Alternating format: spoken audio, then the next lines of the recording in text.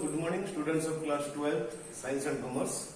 Welcome to Pandit Sir's virtual class on English literature, and today we will continue the last class what we had started, that the first lesson of Flamingo.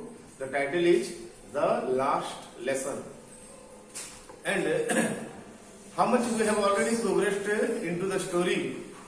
Just I am having a recapitulation so that we can connect the ideas in a better way. The entire story is based or plotted on the Franco-Prussian work. Franco-Prussian work. Franco stands for France and Prussia, which was a part of modern Germany. Means it was a war between France and Germany, and in the war actually France was defeated, and two cities, that is Lorraine and Alsace. The story actually took place in the district of Alsace, where our narrator was a schoolboy, 10 to 12 years old, and another main character of the story was the teacher, the French teacher, Mr. M. Hamel. These two are very significant characters in this story. And what happens that for last 40 years, Mr. M. Hamel has been working as a teacher in that particular school. So he was quite familiar, as if he was mingled with every atom of the atmosphere there. And he was known to be a very strict teacher and never take anything granted when it comes to education and learning and teaching.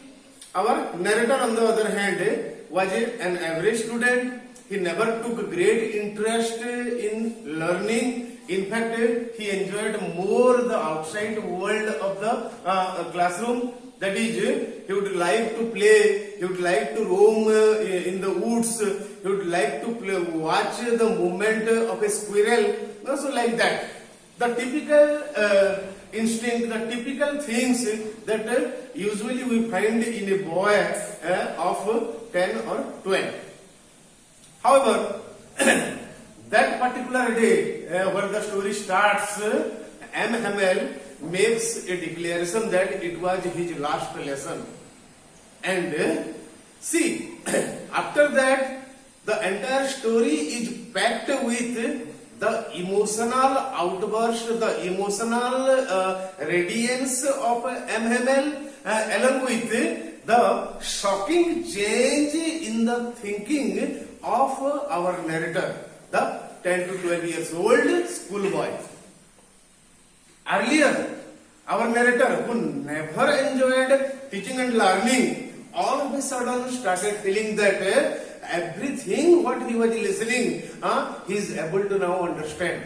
And he himself was shocked, surprised to just see the change that is coming into him all of a sudden.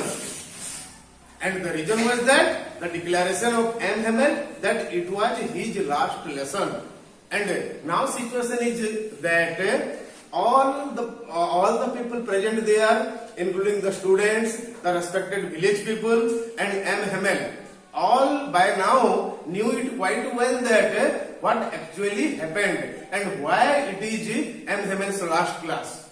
Because Germany once owned the two districts, came to under Germany, and now Germany would rule the district of Alsace where the school is, and obviously they would not prefer French language to be taught there, and now instead in place of French language, German language will be taught, and a separate teacher would come the very next day to teach them German.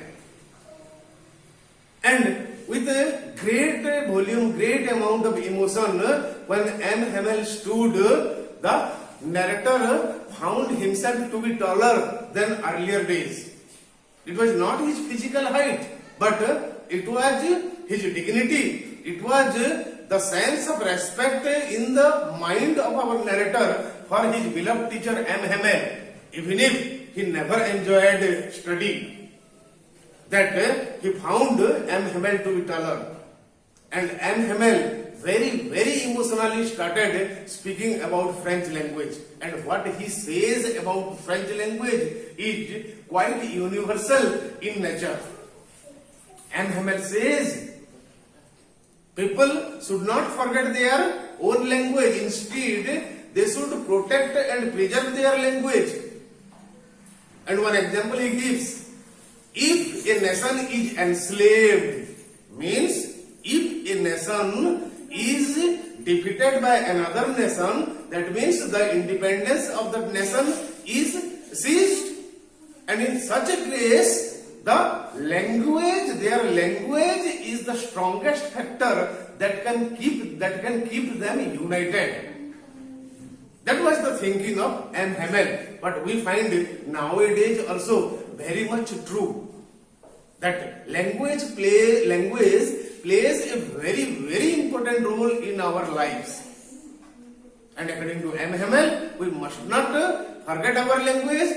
Rather than we should be preserving it, we should be respecting our own language and feel proud to use our own language.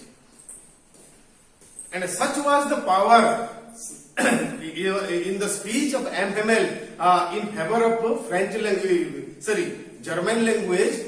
French language, that